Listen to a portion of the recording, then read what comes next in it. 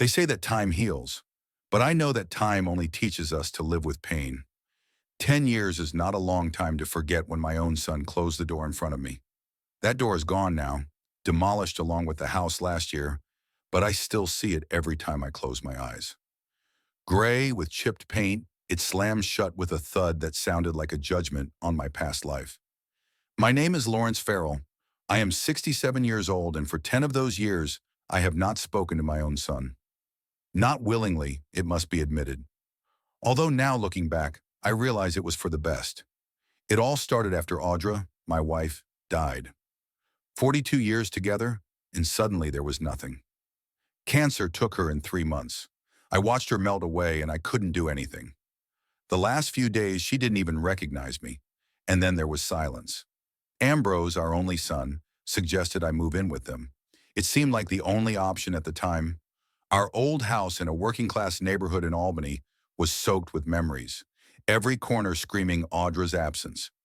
I agreed, sold the house, and moved in with my son, his wife Pearl, and their son Troy, who was 12 at the time. From day one, I felt like an extra. Pearl greeted me with a strange smile that didn't touch her cold green eyes. "Welcome, Lawrence. I hope you'll be comfortable in the guest room." The guest room, not your room, not your new home. Even then, I should have realized. Pearl had always been a bossy woman, tall, slender, with a straight back and a perpetually uplifted chin. She worked for an insurance company and was used to being in control. My son Ambrose was the opposite of her. Soft, pliant, always agreeing with her decisions. I often wondered what was left in him of the stubborn boy Audra and I had raised. "Dad, you must realize that Pearl has her own ideas about the order of the house," my son would say to me when I dared to move a cup to the wrong shelf. "Yeah, sure," I replied, swallowing my resentment. I had just lost my wife, and now I had to account for every move I made. Pearl had drawn up a schedule for using the kitchen. A schedule, like I wasn't her husband's father, but a lodger. "Everyone should have their own time, Lawrence. That way we don't get in each other's way." Ambrose nodded in agreement, not noticing how humiliating it sounded. I tried not to show my feelings. After all, I was in their house, enjoying their hospitality, even though I was paying my share of the expenses out of a railroad inspector's pension. For 40 years, I'd inspected the tracks, watched over the safety of thousands of people, and now I couldn't decide when to make dinner. The only outlet was my grandson. Troy, a bright boy with lively eyes who reminded me of Audra, often peeked into my room. "Grandpa, tell me about the trains," he would ask, and I would tell him. About the old locomotives, the long hauls, the strange passengers. About how I once saved a man who had fallen on the tracks. Pearl didn't approve of these stories. "You're filling his head with nonsense, Lawrence. He should be getting ready to go to a good school, not listening to stories." For 6 months, I lived in this atmosphere of constant tension. For 6 months, I felt myself slowly suffocating in the golden cage of their hospitality. I missed Audra every day, but I couldn't really grieve. Pearl considered manifestations of grief to be negative energy. "We need to move on, Lawrence. Audra would have wanted that." What did she know about what Audra would have wanted? Audra would want her husband to be able to mourn her without other people's guidance. Everything changed the day I found Audra's old box of letters. I had brought it with me, but I had not dared to open it until then. One night, when Pearl and Ambrose were away at some corporate event, I pulled out the letters. Every word Audra wrote went straight to my heart. "My dear Lawrence, you are the strongest man I know. You never gave up, even when everyone around you was down." I read and cried unashamed tears. For the first time in many months, I allowed myself to truly feel the loss. And then I heard Pearl's voice. "Lawrence, what are you doing?" She was standing in the doorway of my room with her arms crossed over her chest. I didn't hear them come back. "I am reading my wife's letters," I answered, seeing no reason to excuse myself. "There are guests in the house, and you've set up here. This," she passed her hand around the letters spread out on the bed. "Ambrose and I invited my boss over for dinner. He wanted to meet you, but now I see that's impossible." "Why impossible?" I asked, wiping away my tears. "Look at yourself. You look inappropriate. I understand your grief, but there are limits to decency." Something in me broke at that moment. Or, alternatively, it meshed. For the first time in months, I saw the situation clearly. Decency? You're telling me about decency when I'm mourning my wife? The woman I spent most of my life with? I stood up, feeling the anger I had suppressed for so long rise up inside. Don't raise your voice in my house, Pearl cut me off. In your house? I pay for my living here. I contribute my share to your mortgage. I have a right to feel the way I feel. Ambrose appeared in the doorway. What's going on? He asked, shifting his gaze from me to his wife. Your father made a scene, Pearl replied. We have important guests, and I didn't make a scene, I interrupted. I was in my room reading personal letters. Papa, calm down, Ambrose said quietly, as if he was afraid of being overheard. Mr. Carson is waiting downstairs. It's important to Pearl's career. More important than respecting your father?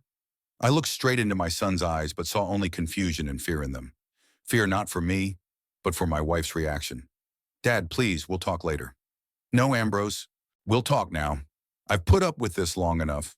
I've lost Audra, and now I feel like I'm losing my son as well. You're letting your wife treat me like a burden, like an inconvenient piece of furniture to be tolerated. Lawrence, you're overstepping your bounds. Pearl's voice rang with tension. No, you're the one who's overstepping them. You crossed them a long time ago. I began to gather up the letters. I'll move out. I'll move out tomorrow. I'm going to get my own apartment and live on my own. Dad, don't be so hot, Ambrose took a step forward, but was stopped by Pearl's hand. Let him go if he wants to, she said. I'm tired of these dramas. We've tried to help, but if he doesn't appreciate our efforts. Effort? I laughed bitterly. What effort, Pearl? Making a schedule to use the kitchen?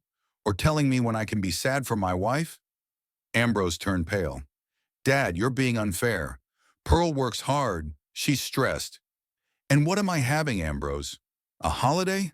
I buried my wife, your mother, and instead of support, I got a schedule and recriminations. There was a heavy silence in the room. I saw Pearl press her lips into a thin line, her eyes through lightning bolts. Make up your mind, Ambrose, she said at last. Either he apologizes and behaves himself, or let him really move out. I looked at my son, waiting for his reaction. In the back of my mind, I hoped he would side with me, that the blood ties would prove stronger. But Ambrose only lowered his eyes. Dad, you owe me an apology. Pearl sacrificed a lot so you could live with us. At that moment, I realized I had lost my son. He had chosen, and it wasn't me. Okay, I said, surprised at the calmness in my voice. I get it. I won't be here tomorrow. Where will you go? Ambrose's voice held concern for the first time. That's not your concern anymore, I replied, closing the box of letters. You've made your choice. I didn't sleep that night. In the morning, I gathered my things that I had managed to take from the old house and called a cab. Troy tried to stop me, crying, not knowing what was happening. I hugged him tight and tight. I love you, baby, and I'll always be here for you if you need me. Ambrose stood back, not looking me in the eye. Pearl didn't come out to say goodbye. You're making a mistake, my son said as I was already getting into the cab. No, son, the mistake you're making is you, and someday you'll realize it. The cab started and I didn't look back. There was the unknown ahead, but for the first time in months I felt free. I didn't know where I was going or what I was going to do, but I knew I was starting my life with a clean slate. At 67, it seemed crazy, but there was no other way out. I rented a small apartment on the outskirts of Albany, found a part-time job as a night watchman. It was hard, but I was my own boss. No one told me when to cry or when to smile. I could talk to Audra's picture, telling her about my day. I could cook anytime I wanted. I could be myself. Ambrose called a week later. The conversation was short and cold. You haven't changed your mind? He asked. Have you? I answered question for question. Pearl thinks you need to apologize. Tell Pearl I'm sorry. I regret letting her humiliate me for so long. He hung up and we never spoke again. Occasionally, Troy would call secretly, talking about his life. Those rare conversations were like a breath of fresh air to me. I didn't know then that fate was about to take another turn, that in a few months I would receive a letter from a notary about an unexpected inheritance from Audra's distant relative, that my life would change once more. But that was another story. That day, getting into the cab, I thought I was losing my family. In fact, I was finding myself. The morning light floods the kitchen of my home in Pine Hills, one of Albany's most upscale neighborhoods. I leisurely stir my coffee, watching the sunlight play across the perfectly polished granite table. 10 years ago, I couldn't have imagined living like this. In a house with a kitchen area larger than my entire first apartment. In a house that I bought myself, with my own, honestly earned money. People often talk about a second youth, but rarely do people believe that a new life can begin after 60. I was lucky. I got that chance. Although at first I saw it as just another challenge. When I received the letter from the notary, I thought it was a mistake. Who's Audra's cousin from New Zealand?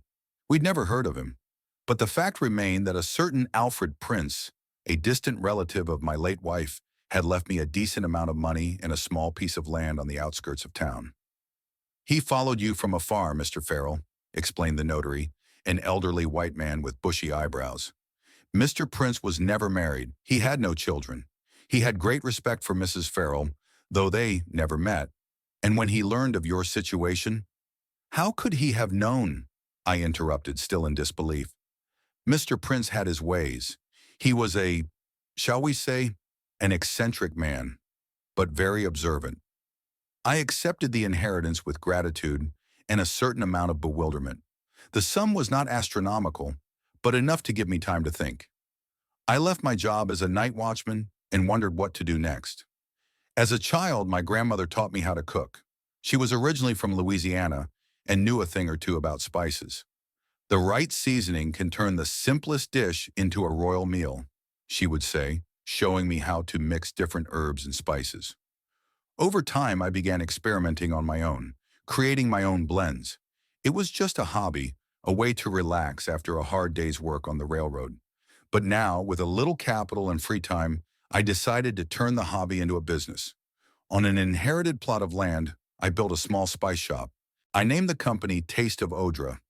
My wife has always appreciated good food and encouraged my culinary experiments. It was difficult at first. I drove the samples to the stores myself, communicated with suppliers myself, did the bookkeeping myself. At the age of 67, I mastered the computer, created a website with the help of a young neighbor. Every evening I fell down from fatigue, but for the first time in a long time, I felt that I was really living. The first breakthrough came when the chef of a famous restaurant in Albany tasted my Louisiana blend. He called the next day and ordered 20 packs at once. "Mr. Farrell, this is the best I've tasted in years. How do you manage to strike such a balance?" I didn't reveal the secret, my grandmother's recipe with my tweaks. But that call was a start. Soon a few more restaurants became my clients. Then the first reviews appeared on the internet, and orders poured in like a cornucopia. Within 3 years, Taste of Audra had become a recognizable brand in Albany and the surrounding area. I hired help, expanded production, and opened a small store downtown. And after another 2 years, my spices started selling all over the East Coast. Now, 10 years after beginning this journey, my company is valued in the millions, and Taste of Odra spices can be found all over the country. I sip my coffee and glance at my watch. Vera should be here in half an hour. We met 5 years ago at a farmer's market where I was looking for new herb vendors. She was selling organic vegetables from her farm. Short, with short gray hair and lively brown eyes, she caught my eye immediately. Not by her beauty, though she was attractive in her own way, but by some inner strength that I could feel in her every movement. "So you are the Lawrence Farrell?" she asked when I introduced myself. "The creator of Taste of Audra? Your spices are the only ones I use. You can feel the soul in them. We started with a business partnership. I bought herbs from her for my blends. Then we started meeting for coffee, discussing not only business, but books, music, life. She told me that she had been widowed 20 years ago, raised 2 children on her own, and then decided to start a new life by buying a small farm. Everyone thought I was crazy," she laughed. "A woman in her 50s, a city dweller, suddenly decides to become a farmer. But you know, Lawrence, sometimes you just have to follow your heart." I knew it, and my heart told me that Vera was a special person. Our relationship developed slowly and naturally. There was no rush, no drama. 2 adults who had lived difficult lives gradually opened up to each other. I told her about Audra, about my son, about the day I was kicked out of the house. She listened attentively, not interrupting, not judging, but not pitying me either. "You're a strong man, Lawrence," she said then. "A lot of people would have broken, but you've built a new life." 4 years ago, Vera moved in with me. Not permanently. She kept her farm and spends a lot of time there. But my house has become her home too. We have no plans to get married. At our age, it seems unnecessarily formalistic. But we're together, and that's what matters. The doorbell interrupts my thoughts. I open it and see Vera with a basket of fresh herbs. "Good morning, love." She kisses my cheek and walks into the kitchen. "Brought you some new basil. I think it will be perfect for that Italian blend you're developing." "You're right on time as always," I smile as I help her lay out the herbs. "I was just about to tackle this recipe today." Faith pulls another bag out of her bag. "And these are for us. Fresh tomatoes, cucumbers, and salad greens. And don't argue, you work too hard and forget to eat." She knows me like no one else. Indeed, when I'm immersed in working on a new spice blend, I can forget about food and sleep. Passion is a trait that many people lose as they age. I, on the other hand, have found it in my later years. "You have a meeting with the distributors today, remember?" Vera starts making breakfast, moving through my kitchen as if she's always lived here. 2 o'clock, I nod. "They want to discuss expanding to the West Coast." "That's great news, Lawrence." She turns to me, and I can see the genuine joy in her eyes. Faith is always supportive of my endeavors, proud of my successes, but never tries to control or tell me what to do. That's the main difference between her and Pearl, who saw Ambrose as her property and me as an annoying nuisance. After breakfast, we move to my home office. It is a bright room with a large window overlooking the garden. Here I work on new recipes, do accounting, communicate with partners via video link. There are pictures on the walls. Audra as a young girl, my parents, Troy at graduation, a picture he sent on the sly, Faith on her farm, and not a single picture of Ambrose or Pearl. It's a conscious choice. I don't want to see a reminder of betrayal every day. "So, what's the plan for today?" Faith asks, settling into a chair by the window with a book. "I'll work on the Italian blend in the morning, meet with the distributors at 2, and tonight Maurice and I are going to jazz at the Blue Note. Are you in?" Maurice is one of my closest friends, a dark-skinned retired history professor. We met 3 years ago at a photography exhibit of Old Albany and quickly hit it off. He, like me, is a connoisseur of jazz, good food, and interesting conversation. My new social circle is full of such people. Educated, interesting, with a rich life experience. People with whom I really feel good. "I can't today," Vera shakes her head. "I promised to help Ella with preparations for the Farmers' Festival. But you guys have fun? And tell Maurice I said hi." Ella is Vera's friend, also a farmer. They often help each other. That's another thing I appreciate about this new life. We each have our own interests, our own independence, yet we support each other. I start working on the spices, and Vera quietly reads in her chair. We are comfortable being silent together, a rare quality in a relationship. After a couple hours, she leaves to go about her business, and I immerse myself in experimenting with basil, oregano, and rosemary, trying to find the perfect balance for the new blend. Toward lunchtime, Elliot, my CFO, calls. He manages the day-to-day affairs of the company while I handle the creative part, developing new spices and the overall direction of the business. "Lawrence, good news!" His voice sounds energetic as always. Quarterly results exceeded projections by 15%. The Western direction looks very promising. We discuss the details of an upcoming meeting with distributors. Elliot is young, 30-something, but already an experienced financier. I hired him 3 years ago and have never regretted it. He treats me with respect, appreciates my experience, but is not afraid to suggest new ideas. This kind of boss-subordinate relationship is only possible when both parties are confident in themselves and their value. After talking to Elliot, I change for the meeting. The suit fits perfectly. I keep in shape despite my age. Regular workouts in the pool and long walks help me stay fit. 77 is not a sentence. It's just a number if you are active and full of energy. Before I go out, I check my mail. Among the business letters, I notice a message from Troy. My grandson is now in graduate school at Columbia University. I'm secretly paying his tuition through a special fund I set up for that purpose. Troy doesn't know about it. He thinks he got a grant. I don't want to put him in the position of choosing between me and his parents. Hi, Grandpa, he writes. How are you doing? I'm doing well. My thesis defense is in 3 months. I'd like to invite you, but you understand. Anyway, I hope to visit you soon. I miss you. Troy. My reply is short but warm. We've kept in touch over the years, though we rarely see each other. Troy has grown into an intelligent, principled young man, and I am proud of him. I see Audra's traits in him, the same determination, the same desire for justice, and, most pleasing of all, a minimum of Pearl's influence. Driving to the meeting in my new electric car, another acquisition that 10 years ago would have seemed an unthinkable luxury. Now it's just a convenient means of transportation I can afford. The meeting is going well. The West Coast distributors are impressed with the quality of our spices and are ready to sign a 5-year contract. Elliot negotiates brilliantly, and I share the company's history and production philosophy. The secret of Taste of Audra is that we never compromise on quality, I say. Each blend is created with love and attention to detail. We use only organic ingredients and traditional processing methods. After signing a tentative agreement, we exchange handshakes. The distribution company representative, a gray-haired man about my age, holds up my hand. You know, Mr. Farrell, I've been in this business for 40 years, he says, and I've rarely met anyone with that kind of attitude. Usually people your age are retired, enjoying a well-deserved vacation, and you've built an empire practically from scratch. That's inspiring. I smile. It's never too late to start a new chapter, Mr. Brown. Age is just a number. I return home in high spirits. A successful deal, good news from Troy, an evening with Maurice ahead. What could be better? 10 years ago, I was sitting in a small rented apartment, not knowing what was to come. Now I have everything I could dream of.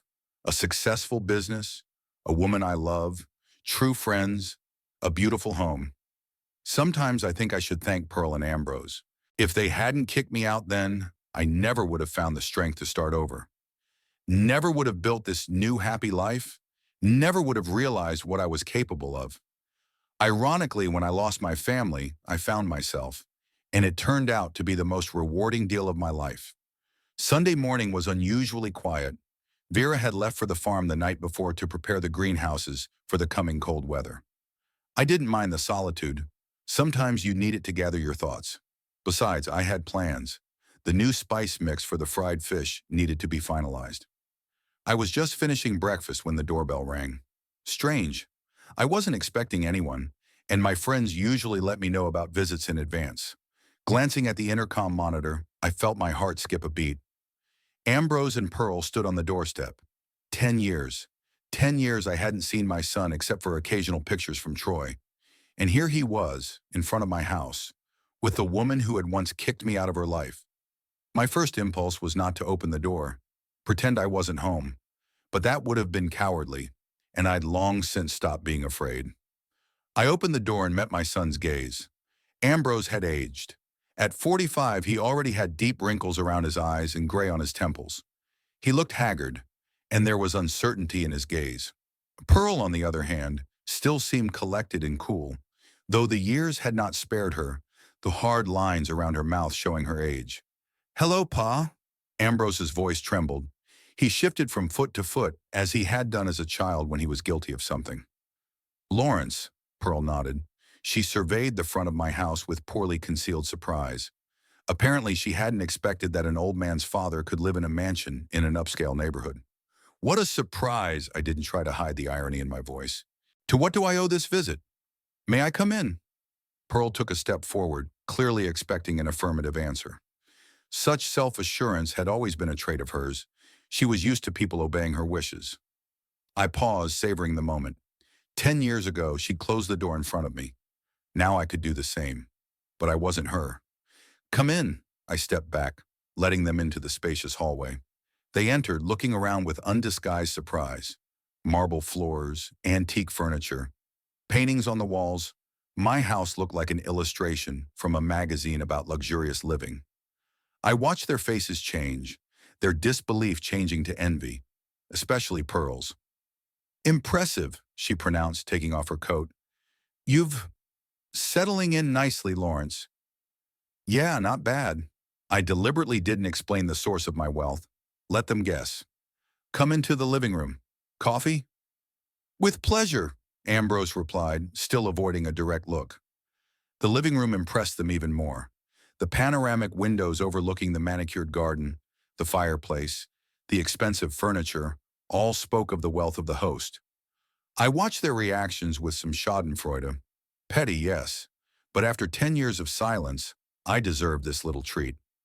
So, I began as we settled around the fireplace with cups of coffee. To what do I owe this unexpected visit? As I recall, we haven't spoken to each other in 10 years. Pearl and Ambrose looked at each other. It was noticeable that they had discussed the strategy of the conversation beforehand. Pearl nodded slightly to her husband, signaling for him to begin. Dad, I wanted to apologize, Ambrose took a deep breath. What happened back then? It was a mistake. I shouldn't have let. We were both wrong, Pearl interrupted him, taking the lead. Times were tough back then. Lots of stress, problems at work. I was overly demanding. And now we've realized our mistake. I stared at them in silence, waiting for them to continue. Their words sounded too smooth, too rehearsed. No real remorse, just acting. And I wanted to see where it would lead. We thought long and hard before we came, Pearl continued, clearly unnerved by my silence. But family is family, right? Blood ties can't be broken. Interesting thought, I remarked calmly, especially considering that 10 years ago, you severed those ties rather decisively. Ambrose flinched. Dad, I know what I did was terrible. I was weak, but I've thought about it a lot, and I've missed you a lot. Really? I raised an eyebrow. And that's why you never once tried to contact me over the years? Not even when Troy was going to college? Or when I underwent heart surgery 3 years ago? I could tell by the looks on their faces that they didn't know about my surgery. Of course they didn't. Troy had kept it a secret at my request. We didn't know, Ambrose muttered. Why didn't you tell? Who? You? I grinned. To the man who chose his wife over his own father? Or her? I nodded toward Pearl. To the woman who considered my grieving for my dead wife an inconvenience to her career? Pearl tensed but quickly pulled herself together. Look, Lawrence, we're not here to rake up the past.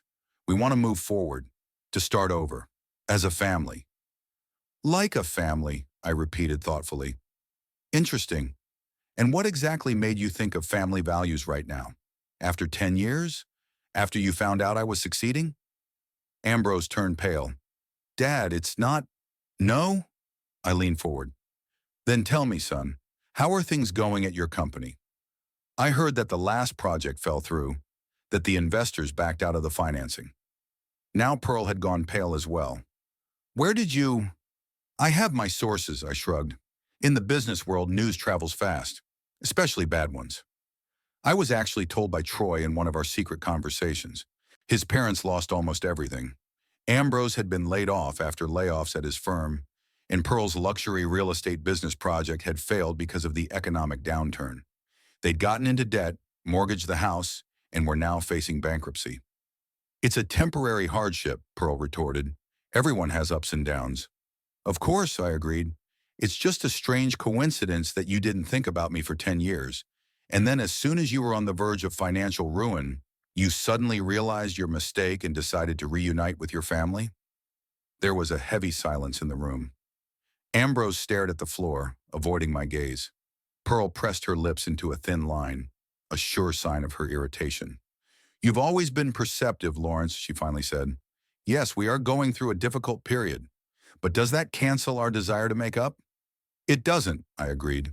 It just adds context. Ambrose suddenly looked up. Something resembling genuine remorse flashed in his gaze. Dad, I'm really sorry. About that day, about that decision. I was a coward. Yes, you were. I wasn't about to soften the blow. And I guess you still are. Coming here to ask for money under the guise of family values. We're not asking for money. Pearl was indignant. No? Then why are you here? I circled the living room with my hand. What's changed in these 10 years, other than my financial situation and yours? A sudden awakening of love for my old father? Or is it calculation after all? Ambrose blushed with embarrassment, and Pearl clutched the armrests of her chair so tightly that her knuckles turned white. We were hoping you could help us get back on our feet, Ambrose finally admitted. Not just give us money, but maybe invest in Pearl's new business plan, or hire me for your company. And in gratitude, you'll welcome me back into the family? I couldn't hide my sarcasm. How generous of you. Listen, Pearl pitched forward, changing tactics.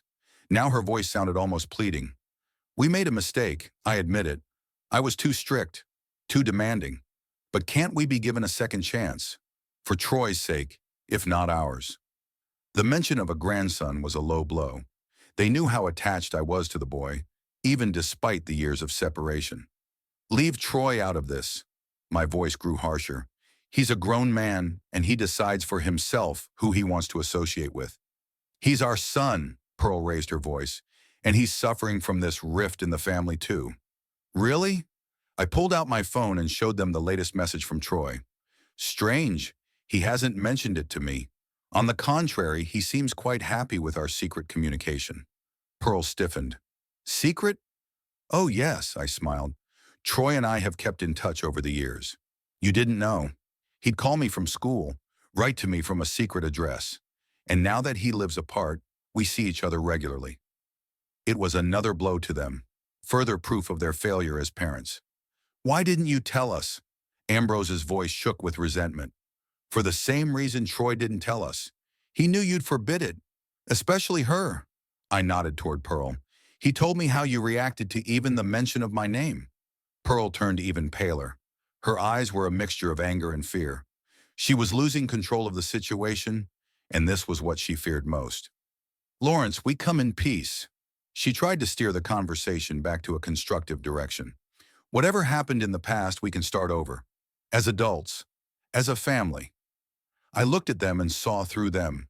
Saw their desperation, their calculation, their fake remorse. And suddenly I felt not anger, but pity. They were pathetic in their attempts to manipulate me. You know what the best part is? I said, standing up. If you had come with a sincere apology, without these financial problems, without ulterior motives, I might have forgiven. Because in these 10 years, I've learned to let go of grudges. I went to the window and looked out at my garden. Vera would admire the roses when she returned. But you didn't come for forgiveness. You came for money, and you're using family ties as a tool of pressure. I turned to them. That's exactly what Pearl did 10 years ago. Nothing has changed. Dad, please. Ambrose started, but I stopped him with a gesture. I'm not an ATM, Ambrose, and I'm not a babysitter who will wipe your noses when you get into trouble. I'm a human being, your father and father-in-law, who you threw out of your life when he became an inconvenience. Pearl jumped up, her face contorted with anger. You've always been selfish, Lawrence, always thinking only of yourself. We came to make up, and you. No, Pearl. I remained calm, and that made her even angrier. You didn't come to make up. You came to ask for money, and you thought I would be so desperate to be reunited with my family that I would turn a blind eye to your true motives. I turned to my son. You know I'm helping Troy with his tuition through an anonymous foundation. He thinks he got a grant. I didn't want to put him in a choice between me and you. Ambrose raised a shocked look at me. You? All this time? Yes, I nodded. Because unlike you, I really do put family first. A real family based on love and respect, not financial gain. Pearl grabbed her purse and headed for the exit. Come on, Ambrose.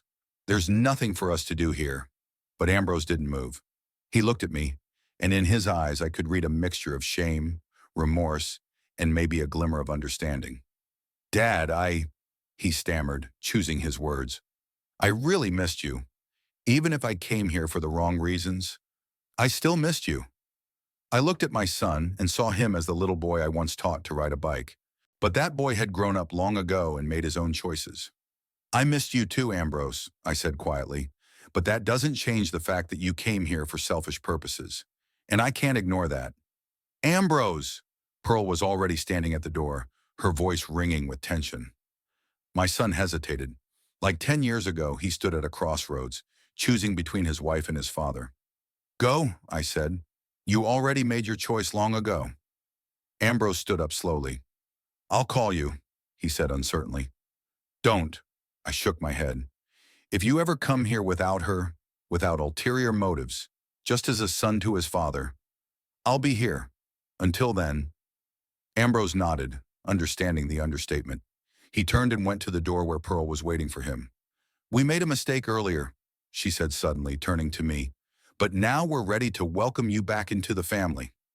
I smiled, and my smile made them both go pale. And I'm not ready to be accepted. You see, in these 10 years, I've created a family of my own. A real one. With people who appreciate and respect me. And you know what? I don't need a fake family that only remembers me when it needs my money. Pearl slipped out the door without saying a word. Ambrose lingered on the threshold, throwing me one last look of regret. Then the door closed, and they were gone. I stood in the hall, listening to the sound of footsteps receding. Strangely, I felt no anger or bitterness, only relief and pride that I'd found the strength to tell them the truth. 10 years ago, I was weak and let them kick me out of the house. Today I was strong and didn't let them come into my life for their own selfish purposes. The circle had closed. I went back to the living room and sat by the fireplace, looking at the fire. The flames danced, reminding me of the impermanence of life, of how quickly things can change. 10 years ago, I was a lonely old man with no roof over my head. Today, I am a successful businessman who was able to say no to my own son and his wife coming to ask for money. Life is full of irony and justice. They were gone, but their presence was still felt in the house, like a thin trace of an unpleasant odor. I sat in the chair by the fireplace, twirling my empty coffee cup in my hands. It's strange how people can suddenly burst into your life after 10 years of absence and turn your whole inner world upside down. Just half an hour ago, my day had been calm and measured. Now my thoughts were flitting around like a disturbed bird, unable to find a place. Father and son. What could be more natural than that bond? But Ambrose and I had long ago become a thin, almost invisible thread that clung only to biological fact. Not love, not respect, not shared memories. Just the fact of birth. And that wasn't enough. I rose from my chair and walked over to the glass display case where the family photos were kept. Audra on our wedding day, young and radiant, in a simple white dress and a bouquet of wildflowers. Her and I and little Ambrose at a picnic by the lake. He was about 5, laughing, showing off a gap-toothed smile. Ambrose's first day of school, a serious boy with a huge backpack, his graduation, his wedding to Pearl. I remember noticing something unsettling in the bride's gaze even then, some cold calculation. But then I assumed it was just nerves before the big day. There were almost no pictures of Troy, only the ones he'd sent me secretly, and the ones I'd taken during our rare meetings. Troy the teenager, Troy the student, Troy the college graduate, my grandson, whom I loved despite distance and inhibitions. I still remember the day he first contacted me after I left their home. It was a call from an unfamiliar number, about 3 months after the breakup with Ambrose and Pearl. "Grandpa?" His voice sounded quiet, almost a whisper. "It's me, Troy." "Troy?" I couldn't believe it. "How did you—" "I found your number in Dad's old papers. I'm calling from school at recess. They don't know." My heart squeezed at the realization that the boy had to hide to talk to his own grandfather. "How are you, kid?" I asked, trying to hide my excitement. "Fine, I miss you. Mom forbids me to even mention you at home. Says you're a bad influence on everyone." I swallowed the bitter lump in my throat. "What do you think?" "I think she's wrong." There was a determination in his voice unbecoming of a 12-year-old. "You've always been kind and told the best stories." From that day on, our secret communication continued. Rare calls from strangers' phones, letters to a secret email address Troy had created specifically for that purpose. When he turned 16, we started meeting occasionally, in parks, cafes, away from his parents' house. He would talk about his hobbies, his problems, his dreams, and I listened and gave advice, trying not to speak ill of his parents, though sometimes it was difficult. "My mom controls my every move," he complained at 17. "Wants me to go to business school, even though I like history and literature." "And Dad?" I asked then. Troy only shrugged. He never crosses her, says she knows best what's good for me. When it came time to go to college, Troy chose history against his mother's wishes. It became his first serious act of defiance. Pearl was furious, but by then she didn't have as much leverage. The boy had grown up and learned to assert his boundaries, perhaps in part because of our conversations. But even then, as an adult, he continued to hide our communication from his parents. It's easier this way, he explained, less conflict.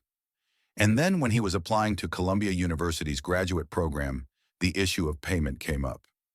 Ambrose and Pearl couldn't or wouldn't help. They were already having financial problems. So I decided to step in, but anonymously. I created a special educational foundation that gave grants to talented students. Troy was the first and only recipient of such a grant. He still didn't know I was behind his education. He thought he was just lucky. And I didn't tell the truth so as not to put him in the difficult choice between me and his parents. The sound of the front door opening snapped me out of my memories. Faith had returned from the farm earlier than she'd planned. "Lawrence," her voice warm and calm, instantly brought relief. "Are you at home?" "In the living room," I retorted, returning Troy's picture to the shelf. Faith walked in, carrying a bag of vegetables. One look at my face was enough for her to know something was wrong. "What happened?" She set the bag on the table and stepped closer. "You look like you've seen a ghost." "In a way I have," I grinned unfunnily. "Ambrose and Pearl came by." Faith froze. She knew the whole story, all the details of my breakup with my son. Knew how much pain it had caused me, though I tried not to show it. "And how was the meeting?" she asked cautiously, sitting down next to me. "How do you think?" I shrugged. "They're bankrupt, Vera. They came to ask for money under the guise of phrases about family reconciliation." Faith shook her head. "I figured something like this would happen. When Ella told me about Pearl's problems in the real estate business, I figured they'd remember you existed sooner or later. Small town world. Everyone knows everything, even if they don't communicate directly." "You don't look angry so much as brooding," Vera remarked, taking my hand. "What are you thinking about?" "About family," I answered honestly. "About what that word really means." I told her about the conversation I'd had with Ambrose and Pearl, about how they'd tried to manipulate me, how they'd talked about family values without really understanding what they meant, and about how I refused to help them. "You did the right thing," Vera said when I was done.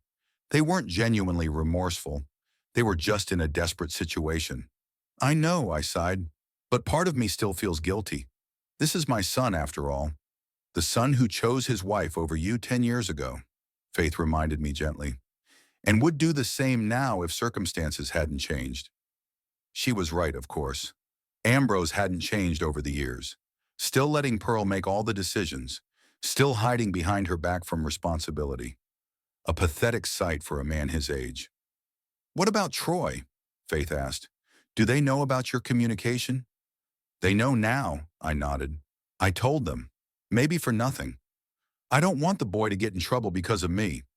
"He's 22, Lawrence," Faith smiled. "He's no longer a boy, but a grown man, and he's not likely to let his parents tell him who he should socialize with." She was right. Troy had grown up long ago and had learned to assert his boundaries. And yet, I also told them I was helping him with his tuition. Faith frowned. "Why? You wanted it to remain a secret, didn't you?" "I don't know myself." I shook my head. "Maybe I wanted to show them that I'm a real family member, unlike them, that I care about Troy, even when they can't.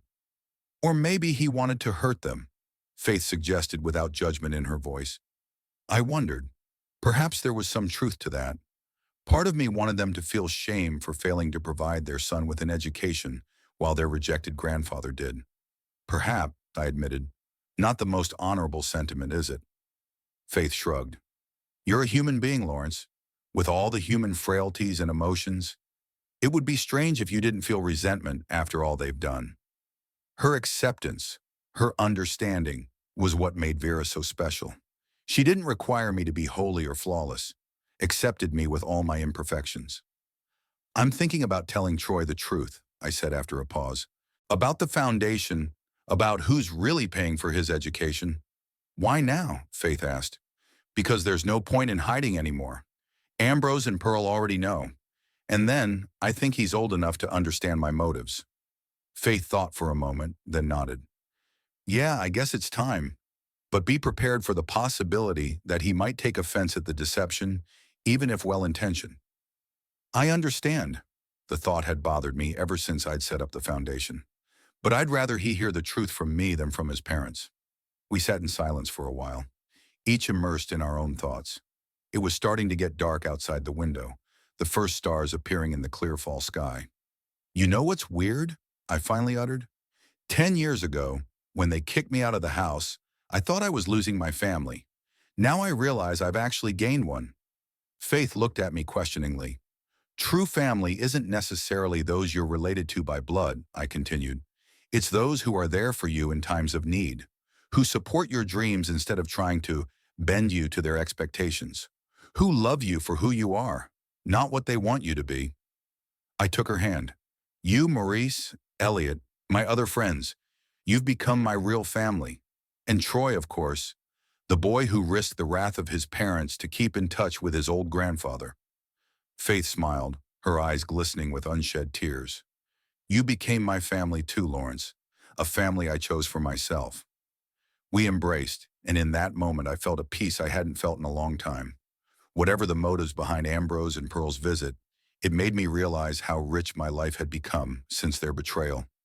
It was as if the universe had compensated me for that pain by granting me new, deeper, and more sincere connections. I need to call Troy, I said, pulling away. Warn him about his parents' visit, and maybe tell him the truth about the foundation. Faith nodded. Do you want me to leave you alone for this conversation? No, I shook my head. Stay. You're part of this too. I pulled out my phone and dialed Troy's number. He answered almost immediately. Grandpa? Is something wrong? I could hear the concern in his voice. I rarely called on weekdays, we usually talked on weekends. Your parents came to see me today, I said without preamble. The silence on the other end was more eloquent than any words. What did they want? Troy finally asked. Money. They're in serious financial trouble, which apparently you know about. Yeah, his voice sounded tired. I know. They asked me for it too, but I only have a scholarship myself. I took a deep breath. Troy, about your scholarship. We need to talk. And I told him everything. About the foundation I'd set up especially for him. About how I wanted to help, but without conflicting with his parents. About how proud I was of his progress over the years. Silence again, but longer and more tense this time. Troy? I called out, starting to get worried. Are you there? Yeah, his voice sounded strange. Just, processing information. Has it been you all this time? You've been paying for my education? Yes. I felt my heart clench. Are you angry? Angry? He let out a short laugh. Grandpa, how can I be angry? You gave me the opportunity to follow my dream when my own parents refused to help. Yeah, I don't know how to thank you. Relief came in a warm wave. Faith squeezed my hand, smiling. You don't need to thank me. Just keep doing what you love, and know that I'll always support you, no matter what happens. We talked some more. I went over the details of his parents' visit, leaving out the most unpleasant parts. Troy sounded upset, but not surprised. They haven't changed, he said sadly. Still using people for their own purposes the same way. They're your parents, Troy, I reminded him, trying to be fair. They have their own problems, their own fears. That doesn't make their actions right, but it might explain them. You're too kind to them. I could hear the slight indignation in his voice. After all they've done. Not kindness, but understanding, I objected. And then, for what it's worth, I'm grateful to them for one thing. You. You're the best thing about our family, Troy. After the conversation, I felt strangely relieved. It was as if the weight I'd been carrying all these years had finally been lifted off my shoulders. The truth had been told, secrets revealed, and my grandson hadn't turned his back on me after learning of the deception. There you go, Vera said as I put the phone away. Another step toward honesty. Yes, I nodded, and to a new definition of family, one that we choose for ourselves. We sat by the window watching dusk descend on the city. The lights of the houses below lit up, creating a cozy panorama of evening Albany, a city that had seen so many stories, so many human dramas and joys, including mine. I made a decision to continue to help Troy, to support his dreams, to be the grandfather he deserves. But keep my distance with Ambrose and Pearl, not out of revenge or resentment, but out of self-defense. Because some relationships are toxic, even when sanctified by blood ties. And sometimes the best way to show self-love is to let go of those who hurt. We can invite Troy over for dinner this weekend, Faith suggested, as if she'd read my mind. We'll cook something special, celebrate his grant and your exposure. I smiled. That's a great idea. Why don't we call Maurice and Elliot over too? Let Troy meet my new family. Faith nodded and we started planning dinner, leaving behind the shadows of the past that Ambrose and Pearl had brought with them. Life went on, and it was good, with the people I had chosen myself and who had chosen me. A week passed after Ambrose and Pearl's visit. Life fell into a familiar rut. Meetings with partners, working on new spice recipes, evenings with Vera and friends. On Saturday, we hosted a dinner for Troy, inviting Maurice and Elliot. The evening turned out to be warm and heartwarming. Troy quickly hit it off with my friends, especially Maurice. They had a passionate discussion about the history of jazz, and then moved on to a discussion about the influence of African American culture on modern art. It was nice to see my grandson fit in with the circle of people who have become a new family to me. Wednesday morning, I was working in my home office experimenting with a new Caribbean spice blend when the doorbell rang. Looking at the intercom screen, I saw Ambrose, alone without Pearl. It was unexpected. I opened the door, feeling mixed emotions. My son looked even more exhausted than the last time I'd seen him. Shadows under his eyes, wrinkled clothes, a nervous look. "Hi, Dad." He tried to smile, but the smile came out crooked and unnatural. "Can I come in? I'm alone." I stepped back silently, letting him into the house. We made our way into the living room, where Ambrose sat on the edge of the couch, as if ready to jump up and run away at any moment. "Coffee?" I offered, more out of politeness than a desire for a treat. "Yes, please," he nodded. "Black, no sugar." I remembered that he used to always drink coffee with milk and 2 spoonfuls of sugar. Apparently his tastes had changed, or maybe Pearl thought it was the right thing to do. It would be in her spirit. I returned with 2 cups of coffee and sat across from my son, waiting for him to speak first. Ambrose twirled the cup nervously in his hands, hesitant to start the conversation. "So," I finally said, breaking the long silence, "what brings you here today? And without Pearl?" Ambrose looked up. "She doesn't know I'm here. Thinks I'm on a job interview." That was interesting. The son who never crossed his wife was suddenly acting in secret from her. "The interview didn't work out?" I asked with slight irony. "It didn't happen," Ambrose shook his head. I needed to talk to you. Without her." I took a sip of my coffee, waiting for him to continue. "Dad, I know it went horribly wrong last time," he began. "Pearl was not at her best. We were both out of sorts with all the problems." "Money problems," I clarified. "Yeah," he lowered his gaze. "We're on the verge of bankruptcy. The bank is going to foreclose on the house soon. Pearl has huge business debts. We've already sold everything we can." I listened without interrupting. Part of me sympathized with my son. No one could wish such financial hardship on anyone. Another part reminded me that their problems were the result of their own decisions and actions. "I'm sorry," I finally said, "but I don't see how I can help." Ambrose raised a hopeful look at me. "Could you lend us some money? Enough to keep us afloat until I get a job. Or maybe give me a job at your company. I could be useful." I felt disappointed, so nothing had changed. He came in for the same question, only without Pearl, hoping it would be more efficient that way. "Ambrose, we already discussed this last time." "But Pearl ruined it then." He raised his voice, then immediately misheard. "I'm sorry. That's not what I meant. It's just, she's always been straightforward. And this is so stressful, you know." "I understand," I nodded. "But that doesn't change the point. I'm not going to give you money or offer you a job just because we're related. It won't solve your problems, only delay the inevitable." Ambrose clenched his fists, his face contorted with despair. "Dad, I'm not asking you as a stranger. I'm asking you as a father, isn't that what family is for? To help each other in times of need? I sighed. He had touched on a sore subject, family. But his understanding of the concept was skewed. That's what family is really for, Ambrose. But family is an ongoing relationship based on mutual respect and love, not just when you need something. But I've loved you always, he exclaimed, even when we weren't communicating. Really? I raised an eyebrow. And how did that manifest itself? In birthday calls? In cards at Christmas? In attempts to meet up and talk? He was silent, lowering his head. 10 years, Ambrose. 10 years without a word from you. And here you are, only here when you need money. It's not love, it's convenience. You don't understand, he muttered. Pearl, she controlled everything. She forbade even the mention of your name in the house. Said you were a bad influence, that you were manipulative. And you believed her? I didn't hide the bitterness in my voice. To your wife and not to your father, who raised you, who always supported your decisions? I was weak, he admitted. I've always been weak. You know that. Yes, I did know that. Ambrose had always been a soft, malleable child.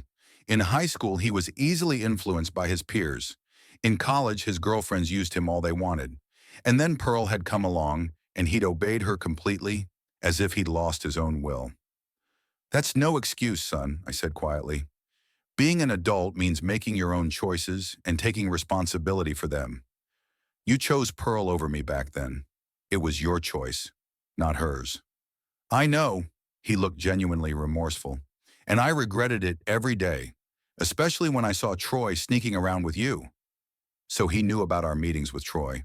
It was unexpected. You knew. I didn't hide my surprise. Of course, Ambrose chuckled bitterly. I'm not as attentive a father as you were, but I've noticed how he hides his phone when I walk into a room, how he disappears on Saturdays for hours at a time, how he accidentally called me grandpa once, misspoke. Why didn't you say something? Didn't forbid it. Because I saw Troy change after those meetings.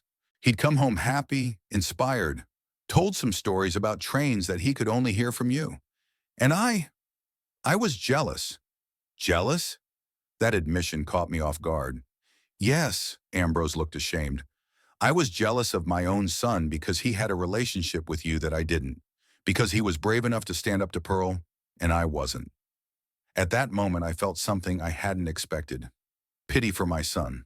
Not condescending pity for a weak man, but deep sympathy for a man who realized his mistakes too late. Ambrose, it's never too late to start changing, I said more gently. You could have called at any time, could have come over. No Pearl, no excuses, just like a son to his father. I know, he sighed, but now I need help, and I don't know who else to turn to. He pulled a picture out of his pocket and held it out to me. It showed Troy, a very young boy, about 5 years old, on his grandfather's shoulders. Me. We laughed, looking at the camera. This was years before the breakup, when our family was still whole. For his sake, Ambrose said quietly. Help us for Troy's sake. He doesn't deserve to see his parents lose everything. I felt anger rising inside. Using his grandson as a tool of pressure was low, even for a man in a desperate situation. Leave Troy out of this. I handed the picture back. He's a grown man who's making his own life. And by the way, does he know about your visit? About you using his name to pressure me? Ambrose looked away, and the gesture said more than any words could. That's what I thought. I shook my head. Troy would never approve of such manipulation. He's too honest for that. I just don't know what to do, Ambrose exclaimed with despair. We're losing the house. Pearl's on the verge of a nervous breakdown. The debt collectors are calling every day. I can't find a job at my age. No one wants to take a 45-year-old manager with no experience for the last 5 years. I remained silent as I watched his emotional outburst. There was some truth in what he said. It is indeed difficult to find a job at his age after a break, but not impossible if you really try. Why haven't you worked in 5 years? I asked, even though I guessed the reason. Pearl wanted me to help her with her business, unofficially, without a paycheck. She said we were investing in our future. Typical Pearl. Used her husband as free labor, convincing him it was in his best interest. Ambrose, I'm not giving you money, I said firmly. Not because I don't want to help, but because it won't really help. The money will run out and you'll come again. It's not a solution, it's a crutch. His face contorted with resentment and frustration. Then what? You're just going to let us lose everything? And what have you done yourself to avoid that? I parried. Other than coming to me with your hand outstretched? Have you looked for a job? A real job, not a comfortable position with your wife? Have you tried to sell the house before the bank takes it, to at least recoup some of your investment? He was silent, and that silence was more eloquent than any words. Here's the problem, Ambrose. You've always expected someone to solve your problems. First your mother, then Pearl, now me. But that's not how adult life works. I don't know where to start, his voice sounded lost. I've never been as strong as you. It's not about strength, I shook my head. It's about responsibility, about wanting to take your life into your own hands. We sat in silence for a while. I looked at my son, aged, exhausted, lost, and part of me wanted to just give him what he asked for, to pull him out of this pit, to save him from the consequences of his own decisions. But I knew that would be a bearish favor. I can help you in other ways, I finally said. Not with money, but with advice and support, if you really want to change your life. Ambrose raised his eyes to me with a flicker of hope in them. How? First, you have to get a job, any kind of job, even if it's not what you're used to, even if the pay is less than you expect. Start somewhere. But who's going to hire me? He spread his hands. There are lots of places that need workers, stores, warehouses, service centers. Don't be proud. Start small. Pearl will never agree to have me work like this. Who says you have to ask her permission? I looked him straight in the eye. You're a grown man, Ambrose. It's time to start making your own decisions. He looked terrified at the mere thought of confronting his wife. Second, you need to sell the house before it goes to the bank.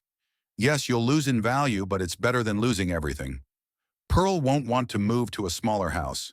She says it will hurt her status in the community. Her status is already damaged by the news of the bankruptcy, I pointed out. Again, it's not her sole decision. It should be your joint decision as a family. And if she doesn't agree, his voice was barely audible, then you'll have to decide what's more important to you, her approval or your financial future. Ambrose looked as if I'd suggested he jump off a cliff. The prospect of confronting Pearl scared him more than bankruptcy. It's complicated, he muttered. Life in general is complicated, I shrugged, but sometimes you have to make hard choices to move on. And if I can't, I could read the fear in his eyes. If I try and still lose everything, I wondered, what could I offer a son who had lived for 45 years without making serious decisions on his own? Who had let other people determine his fate? Then you'll start from scratch, I said finally, like I did 10 years ago. When you and Pearl kicked me out of the house, I was 67. I was lonely, depressed, homeless, but I found the strength to start over. You were always stronger, he repeated. No, Ambrose, I haven't. I just didn't see any other choice. And sometimes it's the lack of choice, that makes us stronger. He lowered his head, mulling over my words. When he spoke again, his voice sounded different, with a note of determination I hadn't heard before. What if I give it a try? Get a job, talk Pearl into selling the house? Would you help me then? I looked at him carefully, trying to figure out if he was really ready for a change, or if he was just saying what I wanted to hear. Take those steps first, I said. Prove that you really want to change your life, not just get a quick fix for your problems. Then we'll see. He nodded, accepting the condition. Something new flashed in his gaze. Maybe understanding, maybe determination. I'll give it a try, he said, standing up. Not for Pearl's sake, or even for Troy's. For my own sake. That's the right approach. I stood up too. You can't help your family if you're drowning yourself. We stood across from each other, father and son, separated by years of estrangement, but perhaps finally finding a path to understanding. You've changed, Dad, Ambrose said suddenly. Before, you'd just give money without asking questions. I used to be afraid of losing your love, I confessed. Thought I had to buy it with gifts, money, eternal support. Now I realize that true love isn't about indulging weaknesses, but helping you overcome them. Ambrose nodded, as if truly hearing me for the first time. I'll try not to let you down this time. Not me, Ambrose, yourself. Don't let yourself down. He headed for the exit, but stopped at the door. I can I call you when I get a job? Sure, I nodded. I'll be waiting. After he left, I stood at the window for a long time, watching his figure recede down the walkway. I didn't know if he had the resolve to really change his life, to stand up to Pearl, to start over.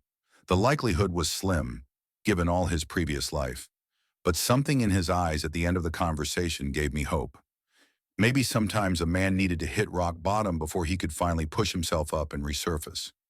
Maybe a financial collapse was just what Ambrose needed to wake up from a long slumber under the control of an overbearing wife.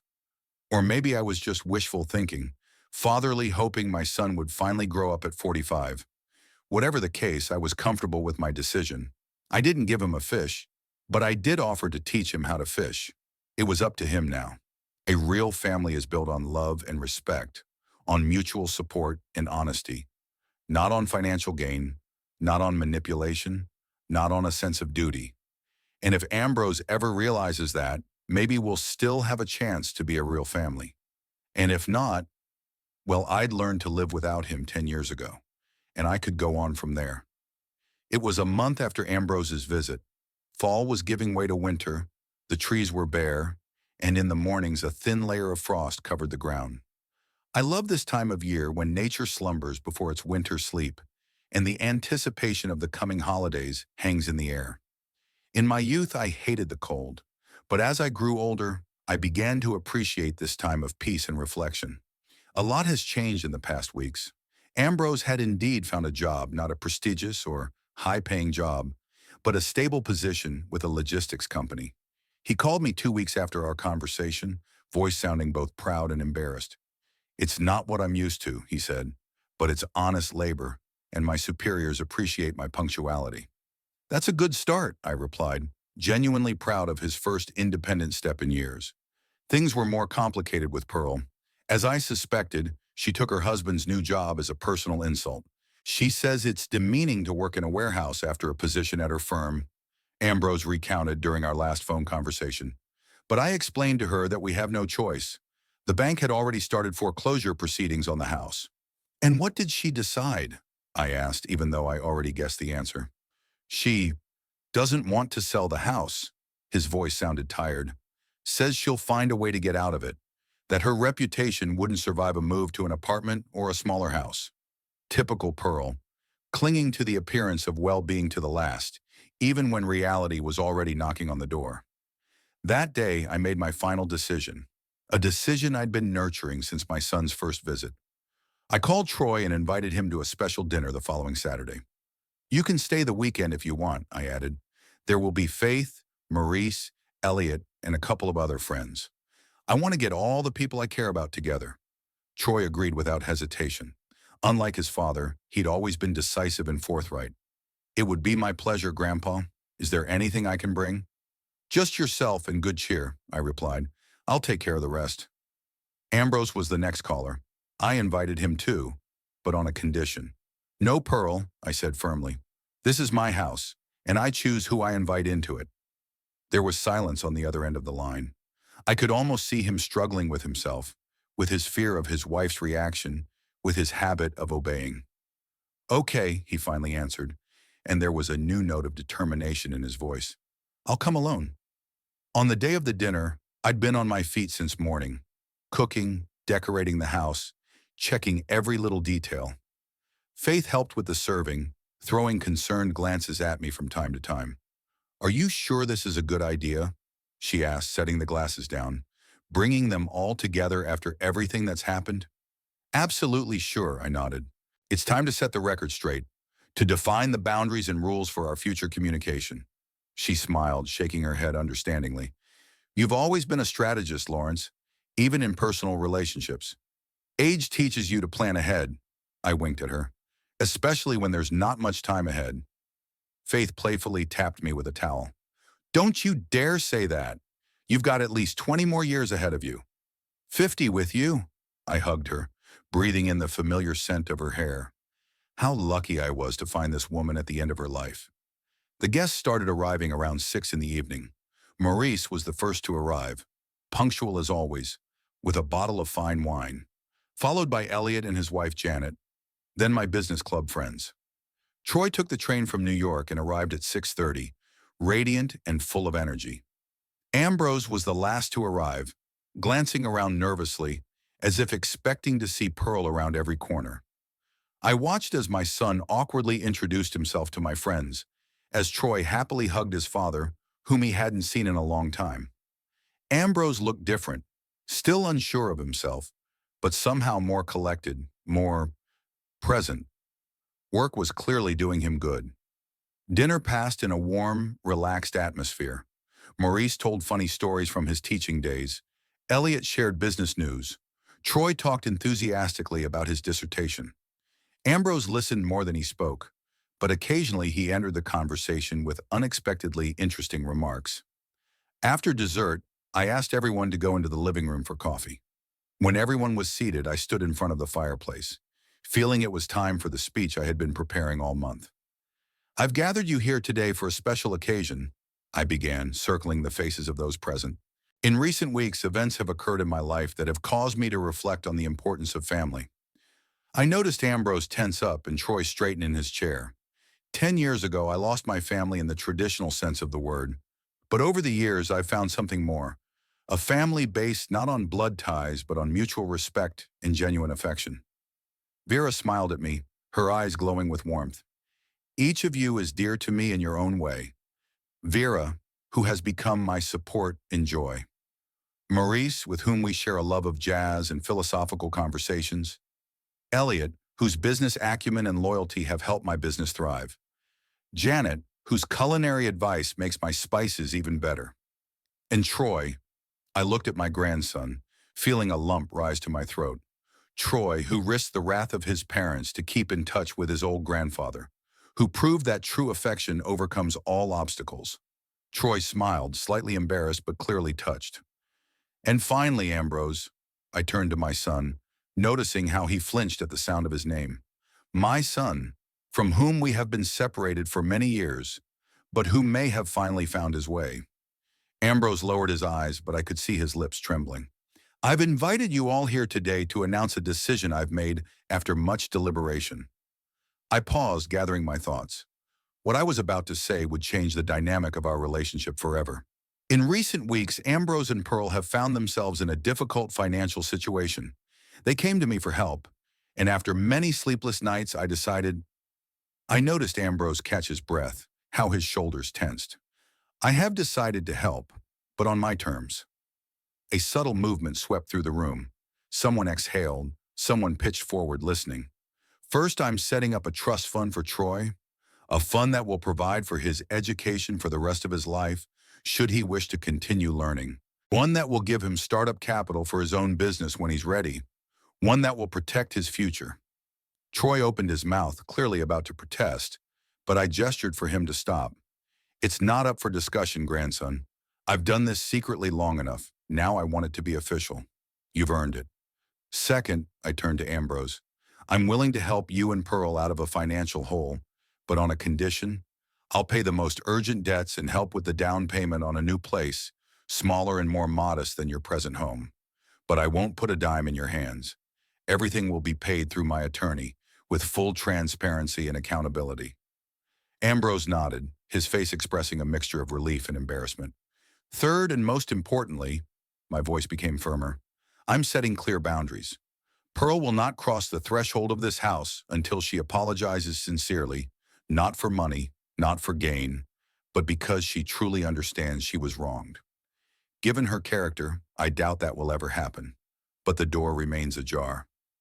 Ambrose nodded again, this time with a slight sadness in his eyes. You, Ambrose, will always be a welcome guest in my home, provided you come as a son to your father and not as a beggar to an ATM. I hope your recent steps toward independence are just the beginning, and that you continue to build your life on a healthier foundation. And for everyone else, I looked around the room, my house is always open, because you are my real family, the family I chose for myself, and who chose me. I finished, feeling strangely relieved, as if a heavy weight had been lifted off my shoulders. There was silence in the room, not tense or awkward, but full of emotion. Troy was the first to break the silence, standing up and walking over to me. "Grandpa, I don't know what to say. Thank you is too little." "Then don't say anything," I hugged him. "Just be happy. That's all I need." Faith came up next, squeezing my hand in hers. "I'm proud of you," she whispered. Ambrose sat motionless, staring at the floor. When he finally looked up, I saw tears in his eyes. "Daddy, I don't deserve this. After everything that's happened." "It's not about what you deserve or not," I stepped up to him. "It's about what I choose to give, and about what you're willing to accept on my terms." He stood up and, to my surprise, hugged me tightly. "I'll try not to let you down. I swear it." "I know," I said, patting him on the back. "I believe you." The evening continued in a more relaxed atmosphere. Maurice opened another bottle of wine. Troy talked about his plans after his thesis defense. Vera and Janet discussed recipes. Ambrose was gradually relaxing, joining in the general conversation. I watched them from my seat by the fireplace, feeling a strange sense of completion, as if the last piece of the puzzle had finally fallen into place. Later, when most of the guests had gone, Troy, Ambrose, and I sat on the terrace, looking up at the stars. The night was clear and cold, our breath turning into clouds of vapor. "Do you think Mom will accept your terms?" Troy asked his father. Ambrose shrugged. "I don't know. She'll resent it at first, sure. But when she realizes the alternative is bankruptcy and total loss of reputation, she'll change?" Troy could hear the doubt in his voice. "No," Ambrose grinned bitterly. "Pearl won't change, but maybe she'll learn to keep her manipulations to herself." I listened to their conversation, realizing that my son was finally seeing his wife for who she was. Not an idealized image, but a real woman with all her flaws. "What about you?" I asked. "Are you ready for a change in your dynamic?" Ambrose hesitated. "It's going to be difficult. For 2 decades, I've let her make all the decisions. Breaking a habit like that isn't easy, but I have to try. For my own sake.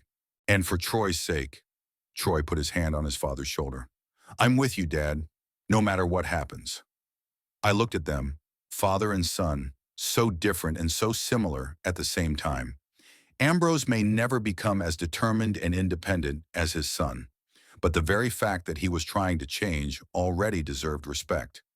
"You know what the funny thing is?" I said, suddenly breaking the silence. 10 years ago, when you and Pearl kicked me out of the house, I thought my life was over. An old man with no family, no shelter, no future. And it turns out that was just the beginning." "The beginning of what?" Troy asked. "A real life. A life on my own terms. Without compromising my conscience. Without adjusting to other people's expectations." Ambrose lowered his head. "I'm sorry we caused you so much pain." "Don't be sorry," I shook my head. "If it hadn't been for that day, I never would have found the strength to start over. Never would have met Vera. Never would have started the company. Never would have realized what it means to be truly free." We sat in silence, each absorbed in our own thoughts. The stars shone above us, cold and distant, but somehow I could feel their warmth. "Sometimes the best thing you can do for yourself is to let go of a toxic relationship," I said finally, "even if it's family, especially if it's a family." "But you didn't let go completely," Troy pointed out. "You decided to help after all. Because now I can do it on my own terms," I smiled. "From a position of strength, not weakness. Out of choice, not obligation." Ambrose nodded, as if truly understanding me for the first time. "I will learn from you, Dad, even if it's too late." "It's never too late to be yourself." I put a hand on his shoulder. "It's never too late to start living your life." We sat like that for another long time, talking about the past and the future, hopes and fears. For the first time in years, I felt a real connection with my son. Not perfect, with many scars and understatements, but honest. When we finally got back to the house, Faith was waiting for me in the living room with a cup of hot tea. Ambrose and Troy had gone to the guest bedrooms, and she and I were alone by the waning fireplace. "How are you feeling?" she asked, handing me a cup. "Weird," I admitted. "Like closing a chapter that's been unfinished for 10 years. like finally letting go of the past. You made the right choice, she took my hand. By helping them on your terms, you retain control and dignity. And maybe giving Ambrose a chance to find his way, I added. And if he falls again, then it will be his choice. I won't feel responsible for his mistakes anymore. Faith smiled, and there was an understanding in her smile that could only come with age and experience. You've found your peace. Yes, I nodded, realizing the rightness of her words. Finally, we sat in cozy silence, watching the dance of the dying embers in the fireplace. Outside the window it was beginning to snow, the first of the season. White flakes slowly descended to the ground, covering the world with a soft blanket, like a symbol of a new beginning, a clean slate. At 77, I had finally found my place in life, my people, my path. And even if my biological family will never be what I dreamed it would be, I have another, created not by blood, but by choice. Sometimes you have to lose everything to find yourself. Sometimes to find a real family, you have to let go of the one you were born with. And sometimes to truly help those you love, you have to set healthy boundaries first. I realized this late, but as I told Ambrose, it's never too late to start living your life. It's never too late to be yourself. And looking out at the falling snow, the sleeping city, the woman sitting next to me, I felt grateful for every moment of this long and challenging journey, for every loss that was the beginning of something new, for every pain that made me stronger, for every choice that brought me here, home.